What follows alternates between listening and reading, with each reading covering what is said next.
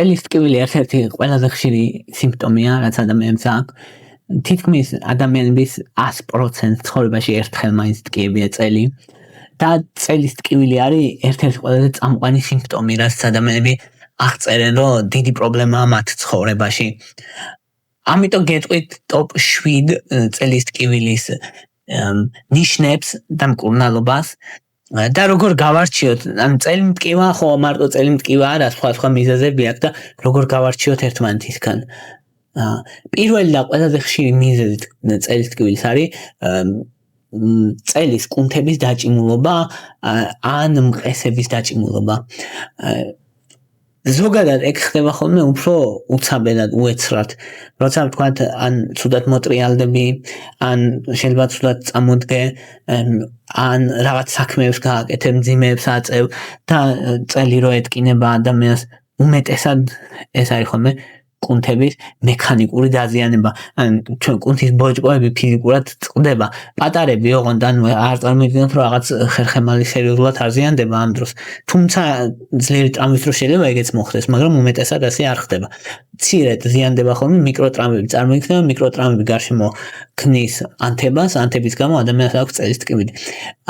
ან მყესები, იოგები შეიძლება დაიჭიმოს, დაზიანდეს, ფიბროზული ქსოვილი, მიკროტრამვები მოხდეს და ამის გამო ესეც იგივეა.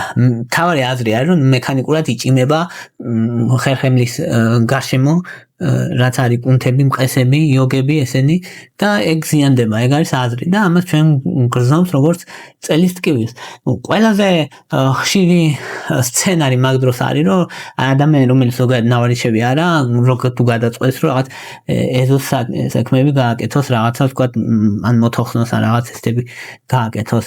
ან უცებ გავარჯიშებული არ ახარ და სპორტ დარბაზში წახვედი და მძიმეებით ივარჯიშე. ან ცუდად შეტრიალდი და ასე, ან მძიმეების აწევა მოგიწია, როცა არ გაქვს გავარჯიშებული სხეული. ეს ტკივილი უმეტესად როცა კუნთების ტკივილია ადგილობრივია, არ გადაეცემა, ანუ ფეხში კი არ გადაეცემა და ფეხიც კი არ გტკივა, მარტო წელი გტკივა რა, უმეტეს შემთხვევაში და როცა გადაიხრები, მოტრიალდები, მიტრიალდები, ხანგრძლივად გახარ, ან ზიხარ, უფრო მეტად გტკივა. და თუ წამოწვევი უკეთესად ხარ და თუ კი ცივ რამეს დაიდებ, ან ცხელს უკეთესად ხარ, ან ფიზიკური ანთებაა და ამიტომ ეს იგივე ცხელი ვთქვათ უკეთესად მოქმედებს ან ცივი. ხო, არ გაქვს ნევროლოგიური სიმპტომები ამ დროს, ან ფეხში დაბუჟების შეგრძნება კი არ გადაეცემა, ვთქვათ, როგორც საიატიკას დროს იცის, არამედ ან კი არ არის სისუსტე ფეხის. არა, ჩვეულებრივად ხარ, უბრალოდ წელი გტკივა. მკურნალობა ამ დროს არის ან ყინულის დადება, ან ცხელი აპლიკაციების დადება პირველი 48 საათის განმავლობაში. ანთების საწინააღმდეგო არასტეროიდების გამოყენება, მაგალითად ნაპროქსენი ან იმუპროფენი, ყველაზე ხშირად ეს ორი გამოიყენება ხოლმე წამლებიდან. ასევე გამოიყენება ტოპიკური კრემები, რომელიც წელის ტკივილისთვის იყიდება ძალიან ბევრია.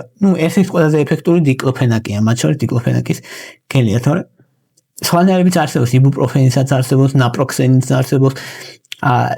ეს ყველაზე ხშირად გამოყენებადი არის დიკლოფენაკის გელი. ფიზიკური თერაპია არის მნიშვნელოვანი, ვარჯიში აუცილებელია, არ უნდა ჩაწვე, წელი როცა გტკივა, არ უნდა ჩაწვე. ნელ-ნელა უნდა ეცადო, რომ დაიწყო ვარჯიში და გავარჯიშო ხერხემალი, ეგ არის ძალიან მნიშვნელოვანი. და როგორც წესი, ახლა როცა უბრალოდ ესე ტკივა ადამიანს წელი, მაგ დროს სულაც არ იღებენ, ანუ კომპიუტერულ ტომოგრაფიას ან მაგნიტურ რეზონანსს არ აკეთებენ, ხოლმე საკმარისია უბრალოდ სიმპტომები რაც აქვს და გაიგებს, თუ 6 კვირაში არ გაიარა, ან წითელი დროშებია, რედ ფლაგებია, მაგალითად ცხელება, ტრავმა, ნევროლოგიური სიმპტომები, დაბუჟება, სისუსტე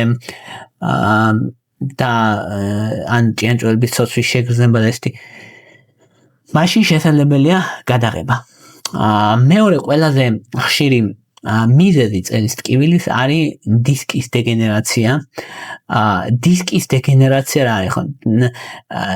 დისკის დეგენერაცია ნიშნავს, რომ ჩვენ ხერხემლის მალებს შორის გვაქვს ბალიშებივით დისკები, რომელიც ამორტიზატორის ფუნქციას ასრულებს ჟელი ასხია შიგნით და დააწება ეს ერთმანეთს დააწება ხერხემლის მალები ამ შუაში მოთავსებულ ბალიშს დააწება და სირბილი არა და ხერხემლის მობილობას უზრუნველყოფს.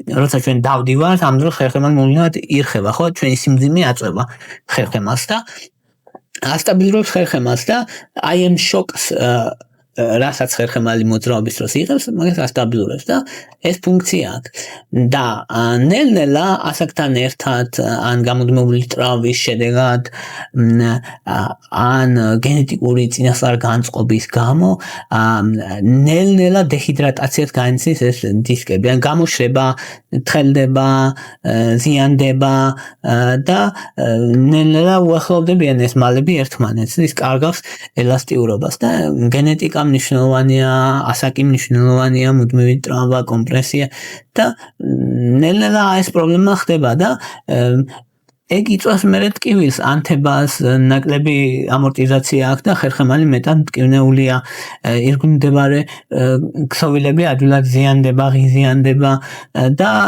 ხერხემალი ხდება უფრო არასტაბილური. ეს ასაკთან ერთად ძალიან ხშირია, ამიტომ ასაკიან ადამიანებს ხშირად აწუხებ წელის ტკივილი, არა ყველას რა თქმა უნდა. ადამიანები ამ დროს ამბობენ რომ ტკივა წელი და ეს ზოგჯერ არის რომ ამბობენ რომ ბარზაყის მიდამოში ტკივა, ზოგჯერ ამბობენ რომ უშუალოდ ცენტრალური წელის ნაწილი ტკივა, ზოგჯერ ამბობენ დუნდულოების გარშემო რომ ტკივათ. ტრიგერები ან გამომწვევი ამ წელის ტკივილი შეიძლება იყოს აწევა მძიმეების ან მიტრიალება, მოტრიალება, მუდმივი ფიზიკური შრომა. დილით უფრო მეტად იცის ტკივილი. ანუ დილით იცის შებოჭილობა. დილით რომ აი რაღაც დრო ჭირდება რა, რომ ცოტა ხერხემალში გავიხსნა ამბობს ადამიანი და მე რომ გავვლი გამოვილი უკეთესად ვარ, აი ეგ. აი დეგენერაცია, ანუ სახსრების დეგენერაცია. ეგ. ტკივილი შეიძლება გადაეცემოდეს ფეხში, მაგრამ სულკად. ან ძალიან არა. და ნევროლოგიური ნიშნები გულისხმობს დაბუჟების შეგრძნება, მგრძნობელობის დაკარგვა ან ელექტროდენის შეგრძნება ფეხში, ეგენი არ ახასიათებს როგორც წესი, ან სისუსტე.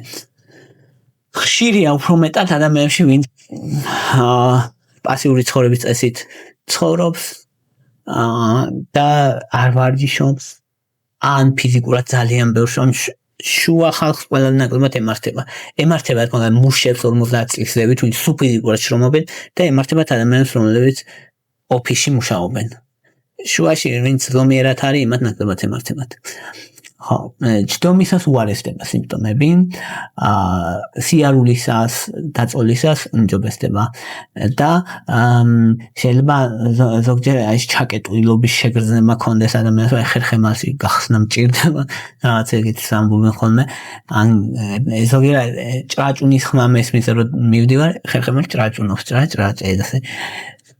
მაგას ამბობენ ხოლმე ადამიანები. კომპიუტერული ტომოგრაფია და MRI აჩვენებს, რომ დისკის ზომა შემცირებულია, დისკის დისექციას აჩვენებს ზოგჯერ გამოშრობას და ცვლილებებს, მოკლედ შეიძლება ანთებითი ცვლილებებიც აჩვენოს. კურნალობა ამ დროს ფიზიკური თერაპია, ვარჯიში არის მნიშვნელოვანი, რა თქმა უნდა, ეს ვარჯიში უნდა იყოს.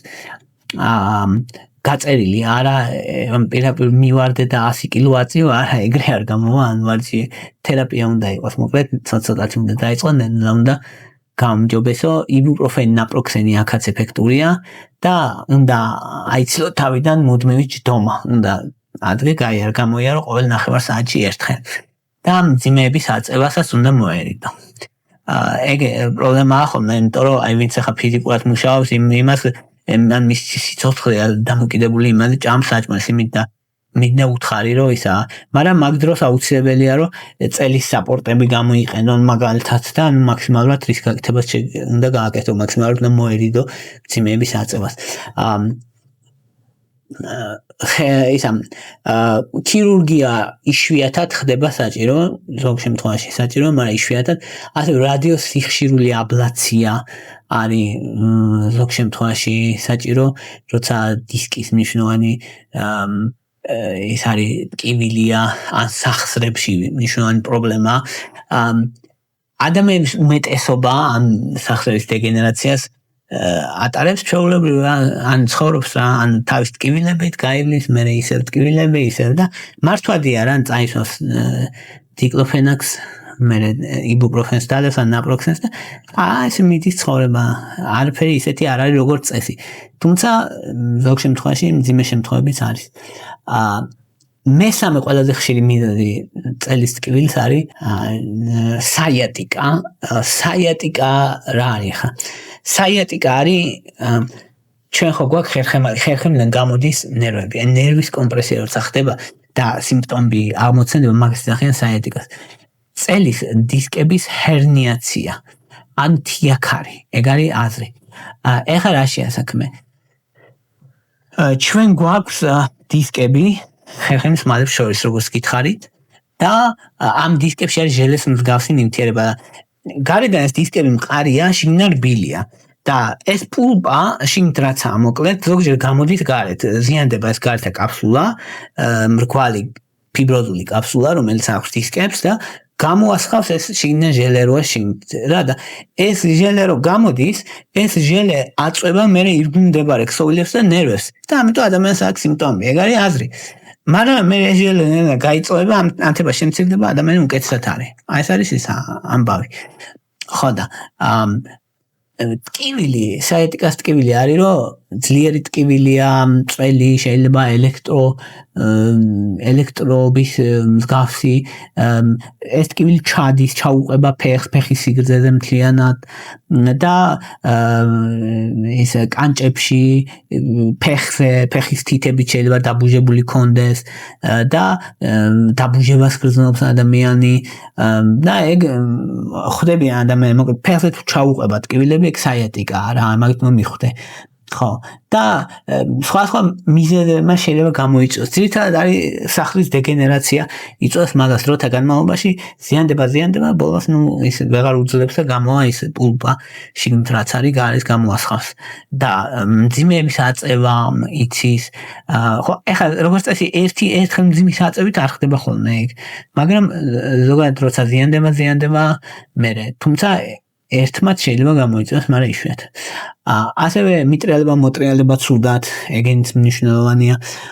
ტკივილი ძლიერდება ხველისას, ძლიერდება წინ გადახრისას, რო დაწვებედა ფეხს აწევ, ტკივილი ძლიერდება, იმ ფეხს რო აწევ, ტკივილი შეიძლება საპირისპირო ფეხის აწევითაც ძლიერდებოდეს ტკივილი.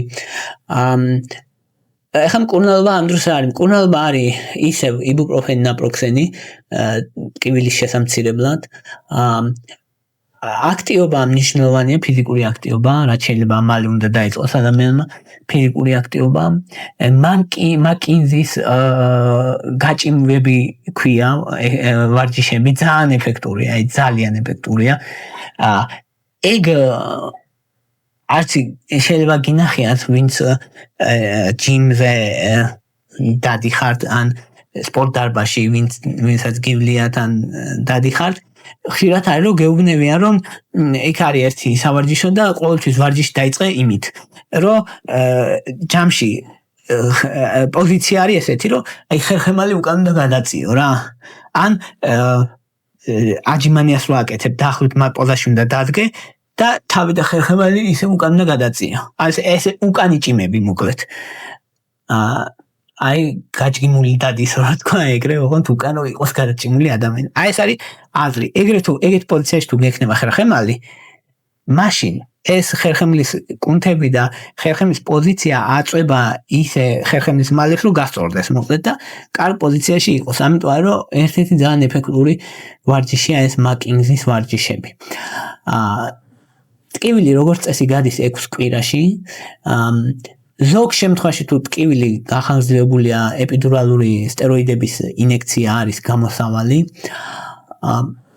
მაგრამ ხშირად ხო არა საჭირო და ნევროპათიული აგენტები მაგალითად გაბაპენტინი, პრეგაბალინი შეიძლება გამოიყენოს თუ კი ნევროპათიული ტკივილი აქვს, ნერვის ტკივილი თუ აქვს ადამიანს და ქირურგია 5% შემთხვევაშია საჭირო. ქირურგიაც იშვიათად არის საჭირო და ამ ქირურგია კიდე გარანტია არ არის რომ ტკივილი ისევ არ დაბრუნდება მაგის. თუმცა ზოგ შემთხვევაში მაინც საჭირო ხდება. სხვა მიზეზებიცაა, რამაც შეიძლება წელის ტკივილი გამოიწვიოს, მაგალითად გავის და თეძოს სახსრების დისფუნქციამ ქალებშია უფრო ხშირი შედარებით შეიძლება იყოს ოსტეოართრიტი სხვა სახსრების ხერხემლის მალების და ეგ მაგალითად გამოიწვევს ტკივილი დილით შებოჭილობის შეგრძნება შეიძლება ხერხემლის სტენოზი რომელიც 60 წელსზე ეხლა რაც ჩამოთვალ თითქმის ყველა 60 წელსზევით არის ეს მენჯის და გავის სახსრების პრობლემები უფრო შეიძლება ქალებში იყოს ახალგაზრდებშიც ახალნამშობიარებ ქალებში მაგალითად მაგრამ ძირითადად ხა ხერხემლის სტენოზი და ესეთი ფეხში სისუსტის შეგრძნება ტკივილი და ესეთი პრობლემები უმეტესად 40 წელს ზევით და აი სიარულისას რო ტკივათ და ჯდომისას რო უკეთ არიან ეგ შეიძლება ხერხემლის სტენოზი იყოს რასაც ყურადღება ჭირდება შეიძლება იყოს ხერხემლის მალების დაცურება აი დაცურებულივით რო არის რომ მართლა პოზიცია არის შეცვლილი რა ხერხემლის მალების და ეგ იწვევს მე ირგვლივდებარე ქსოვილების დაზიანებას შეიძლება აი სპორტსმენებში თინეიჯერ სპორტსმენებში განვითარდეს ასევე ასაკოვან ადამიანებში მნიშვნელოვანი პრობლემა ეგეც და ყურადღება მისაქცევია თუმცა ხშირი არ არის საბედნიეროდ ხო აი ესენია ძირითადი მიზეზები კიდე არის სხვა მიზეზები რა თქმა უნდა რომელმაც წელსკვილი შეიძლება გამოიწვევს მაგრამ რაც ჩამოთვალე ეგენი არის წელსკვილების 80-90% იშვიათია სხვა მიზეზები თუმცა შესაძლებელი მადლობა რომ მისმენთ თუ გინდათ რომ ჩემ არხს მხარი დაუჭიროთ ამისთვის შეგიძლიათ დონაციები გააკეთოთ და მითითებული მაქვს აღწერაში ანგარიშები ასევე ვისაც გინდათ დონაციას პლუს ჩემთან ინდივიდუალური კონტაქტი ან რამე